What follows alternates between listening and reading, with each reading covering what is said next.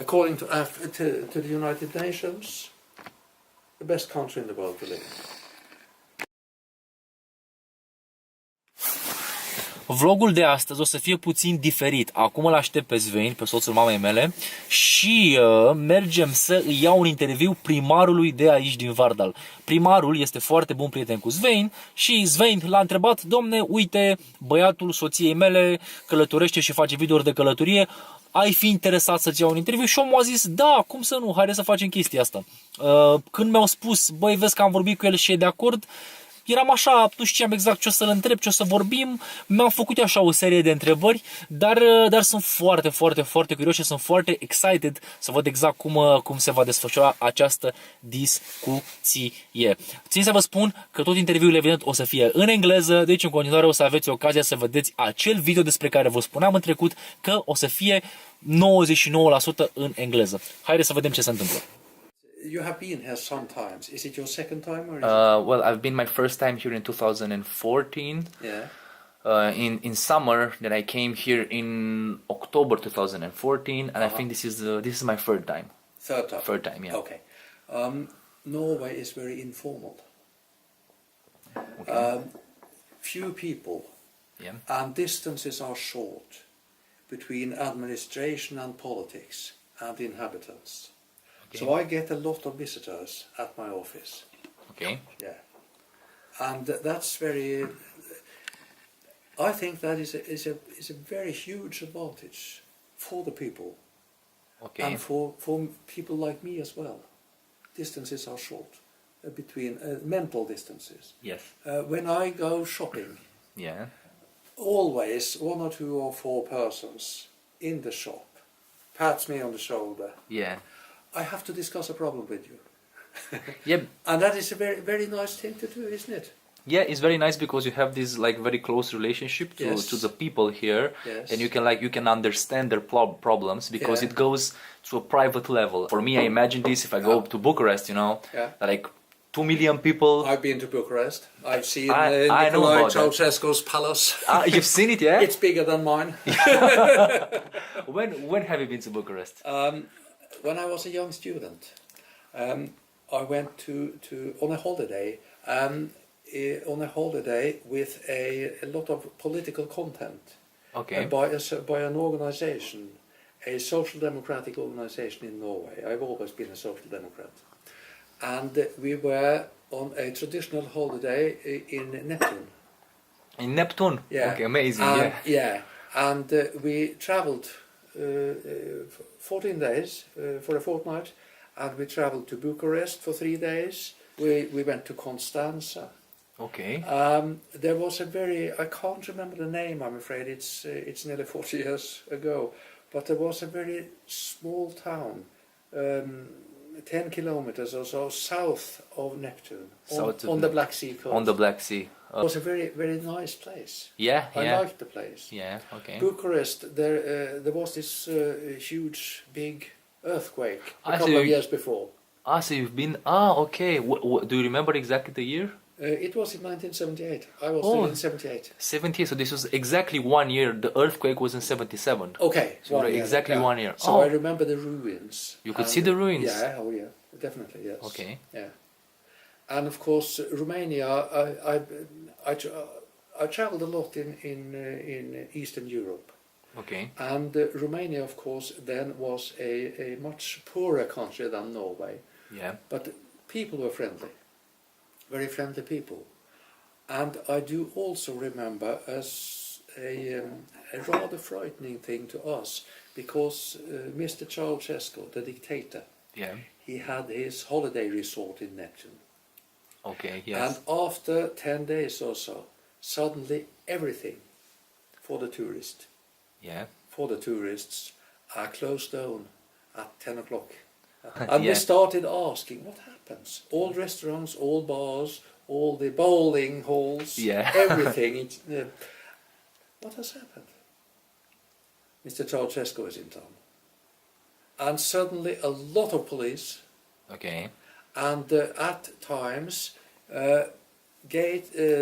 streets and roads were closed. Closed, yeah. And then some sort of a car parade or something. Yeah, exactly. For him, yeah, exactly. And that was very, very unexpected and very unusual to a Norwegian.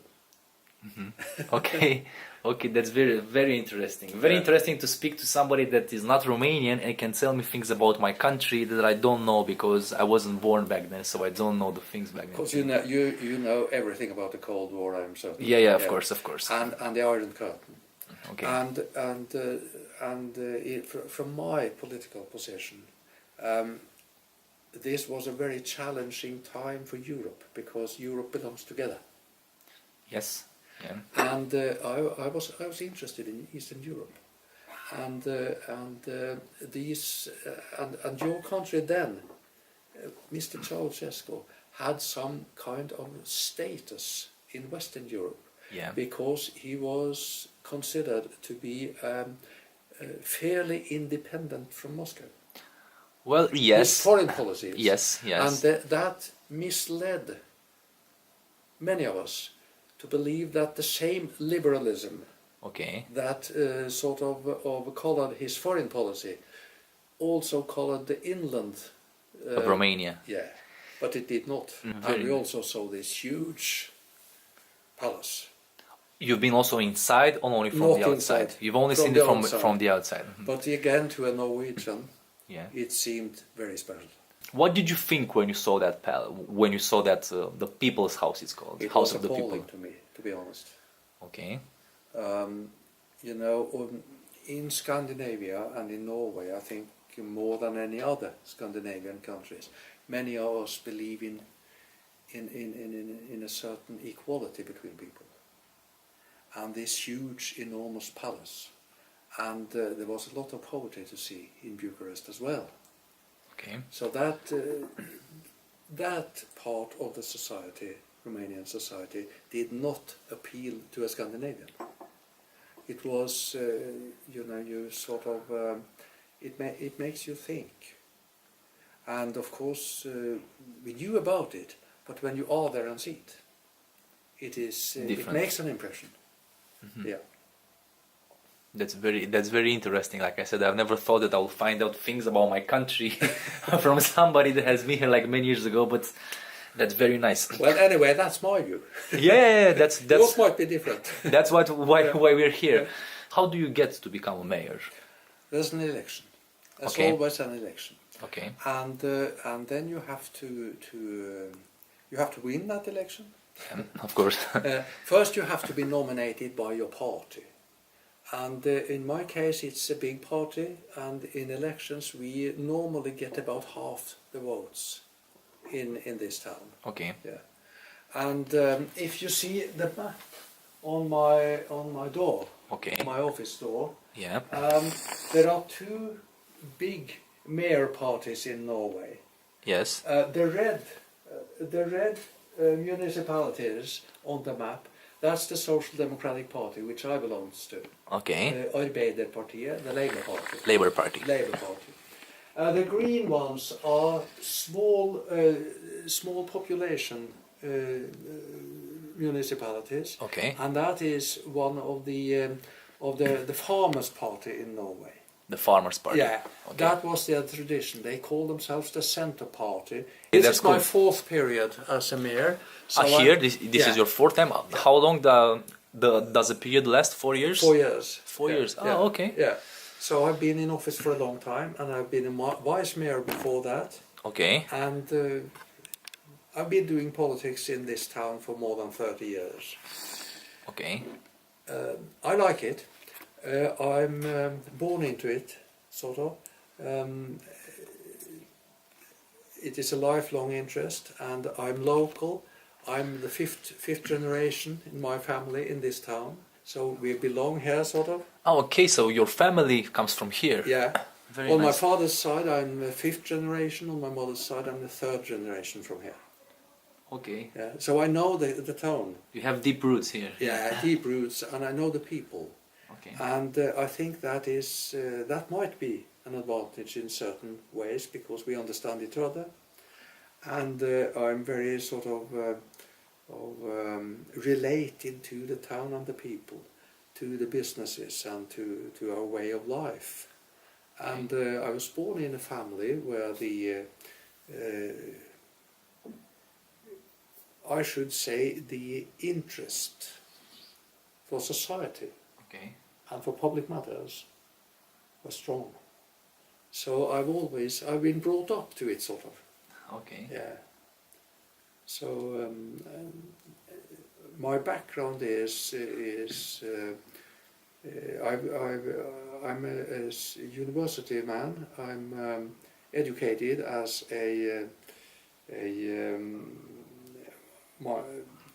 I'm educated in social sciences, in history, geography, and in languages, English first of all. Okay, yeah. So I worked in, for instance, in colleges, and before I was a politician. Before, okay. Yeah. So I have a university degree, highest grade as they called it in Norway. Then it's called a master's now. Yeah. I'm too old to be a master. It was called the titles were different. That's back then. Yeah, I understand. So today my university degree would be between a master degree and a PhD. A PhD, yeah, yes, doctorate. Yes. Okay, well, it's very interesting that you're saying that you're like from the social democrats, because me, like coming from my country, I'm going to be completely honest, I'm totally against social democrats in my country, totally against it, you know. Yeah. I've always been more on the right side, but as I've read about Norway, the difference in political view here in Norway between the parties isn't as big as it is my country. Definitely not. Very like similar things. Very close. The differences between political parties in Norway are much smaller. Yeah. Okay, so the fact that you were born here, like you said, you can understand the people, you know the people. What would you say that at the moment is like, I don't know, biggest problem or biggest concern, or Norway's biggest problem right now? Let's take it on a bigger level. You know, this town differs from the neighboring town. The way that in my town we live from businesses and enterprise. The public sector is fairly small in this town. It's much bigger in the town just south of us, Levanger, and north of us, Steinkjer. So we are business people, and we live.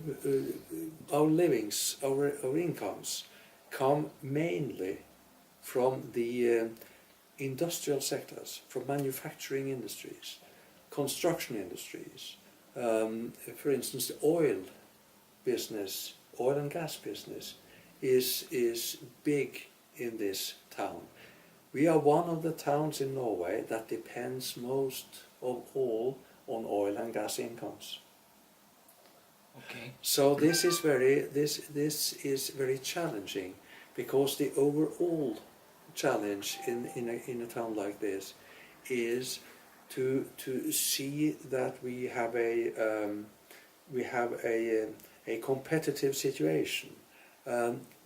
In my town, the local enterprises, the big companies and the small companies, need to win jobs to give incomes to people. Yeah, of course. Yeah.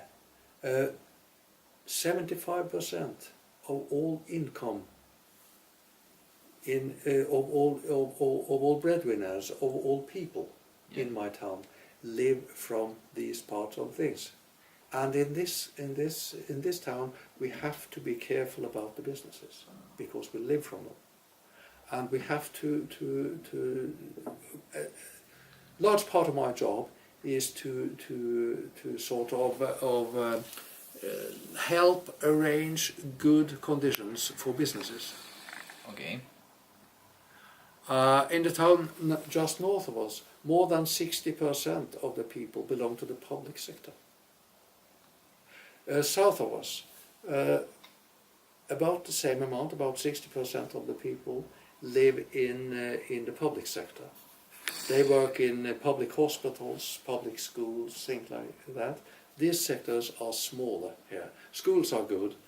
Schools we do have, but south of us it's a university town. Yeah.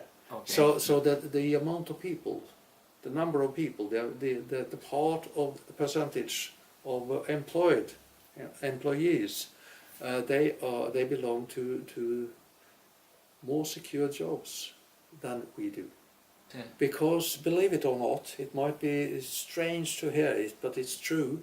The distance to Trondheim, third biggest city in Norway, is 90 kilometers. 90. Okay. To Steinkjer in the north, it's 30 kilometers. The strip from Trondheim to Steinkjer, in which we are in the middle, 120 kilometers, is one of the most densely populated areas in Norway. Okay. 300,000 people. If you go by car 30 minutes from this town, you're able to reach, in a circle, 65,000 people. In Norway, that is a lot. Okay, so this is Believe it or not, that is a lot in Norway. Yeah, I understand. Yeah. It's not a lot in Germany. It's not a lot, I think, anywhere else in the world, more or less, to be honest. It's a lot in central Sweden as well. And you have to go nearly 1,000 kilometers north to find one bigger population cluster. And until 1905, Sweden was the boss in Norway. Norway was not a colony, but Sweden was definitely in that union. Sweden was the boss. The Swedish king, Swedish government, and things like that, okay? Yes. We live on the border to Sweden. Yeah. 45 kilometers and then you're in Sweden. Yes, I know, we've been to Sweden. Norway was a fairly poor country. Agriculture, but again, the long coastline, heavy fisheries and fishing industries, and the trade ships, you know, always been many of them in Norway, of course. A lot of a sailing tradition, you know. But then Norway has a lot of hydroelectric power, and the technological development around the turn of that century, when the 1900s came into being. A lot of foreign capital, and also as time passed, inland capital, focused on building energy, hydroelectric energy, water power. Okay. Yeah, and that created the basis for heavy industries, metal industries, furnaces, okay? Yeah. Which brought export incomes to Norway. Okay. So the urbanization and the rapid development of some heavy industries started changing Norway. Okay. But Norway was still a very poor country, and the big crisis, you know, the tough 30s, you know. Yes. Yeah. Norway was badly affected by them. And then the war, 5 years of occupation by Germany. But after the war, new politics, the war united a class-ridden Norway. The people, the population, gathered to a huge degree against the Germans. And after the war, after the Second World War, from 1945 and on, the main public focus and for many people, it was important to stick together. Small country in the outskirts of the world, 3.5 million people then. Yeah. We have to be united in these new worlds. And then Norway started a huge development, new politics. My party came into power 1945, and the end of the war. The Marshall Aid from America helped in the beginning, and there was a very tough focus on building up manufacturing industries. So the 1950s and 1960s, Norway developed, building up export industries. Okay. And there were the political side of it, a fairly equal distribution of wealth, so that Norwegians felt that I got my part of this growth. Okay. You see? Yeah, of course. So this is the start of the welfare age. Rather heavy taxation to get incomes to the state, to get incomes to produce welfare for the people. Of course. From the state and from the local municipalities. Okay? Yes. Yeah. Then, around 1970, the day before Christmas Eve in 1969, just before the 1970s, Yes. oil was discovered in the North Sea. This is exactly my next question. When did oil come into picture? You know. Yeah. This is... But I have to give you the background. Yeah, of course. Because of course. in the late 1960s, Norway was not any longer a poor country. It was by no means as rich as today, but through the 1950s and 1960s, I am a social democrat, I believe in this, good politics, and this huge growth after the war for the first 25 years or something. Everything was lacking, you know, in Europe. You have to build up Europe. Yeah, of course. Whatever you produced, you could sell it at good prices. So this enormous growth, politics that handled the growth, that spread good welfare to all people, made everybody believe strongly in the system. Okay. So my party was elected and re-elected and re-elected and re-elected and re-elected. And little by little, the differences between parties closed down. And there was the degree of consensus in politics strengthened period by period. Then oil was discovered. I was a teenager, and I don't think really that we understand the importance of it at first, because it was not that big, but it was on the border to the German, Danish, and English sector in the North Sea. Okay. Ekofisk, the first oil field. But through the 1970s, Norway changed a lot, because oil is an international industry. We didn't have any knowledge, practically any knowledge in Norway, so we had to rely on foreign investors, on the big oil companies, Okay. big drilling companies, the big international industry, and that was dominated by America, of course. That time, not only Americans, but many Americans. Mostly, yeah. Yeah, and then oil field after oil field was discovered, and in Norway we believe strongly in national control. So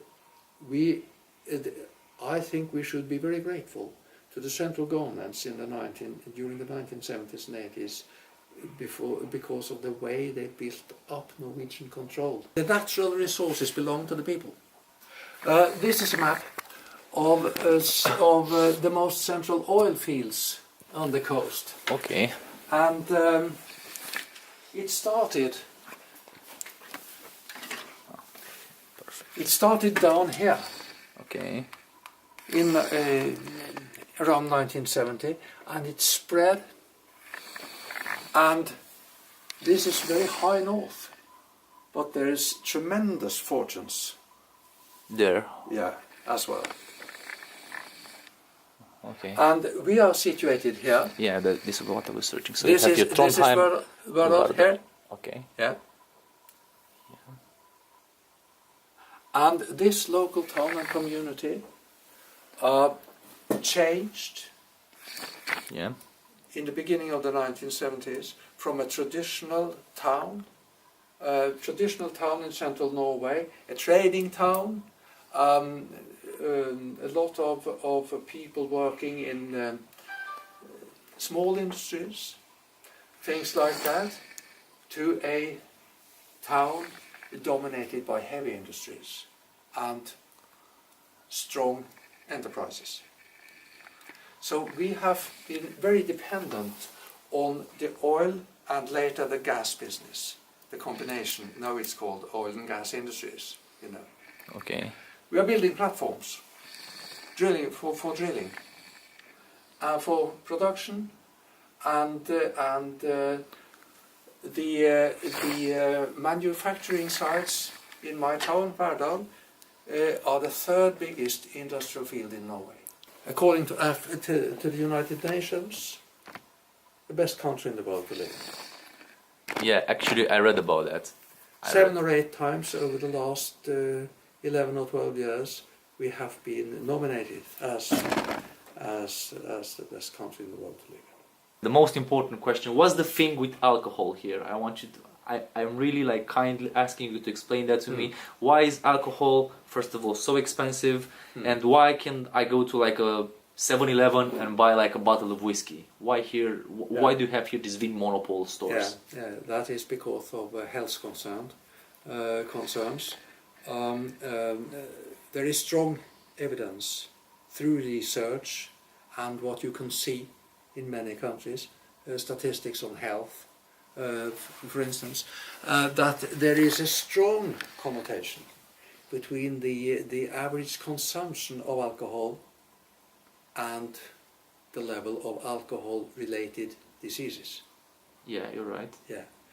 For instance, in the big wine countries, you find a lot of more liver diseases, cancer diseases, throat, everything that is related to alcohol. So in Norway, the idea, and in Scandinavia in general, the idea that you should make alcohol so expensive that it affects the level of alcohol that people want to drink. Yeah, so people have to think twice before buying. You spend too much money on it. So I believe that is the same idea goes with the cigarettes and with smoking. Same as tobacco. Same as tobacco. Yeah.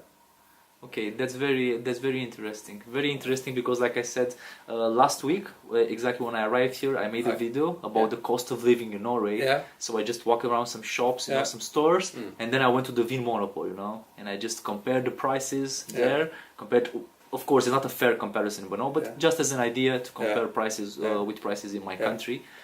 And also, like I said, it's very. I think that Norway, from my point of view, it's very interesting, not only geographical wise, because everybody that I talked about tell me, go to Norway, amazing landscapes, aurora borealis, all these things, you know. But also from a social point of view, it's very nice to, I don't know, to just travel around here, if you can afford it.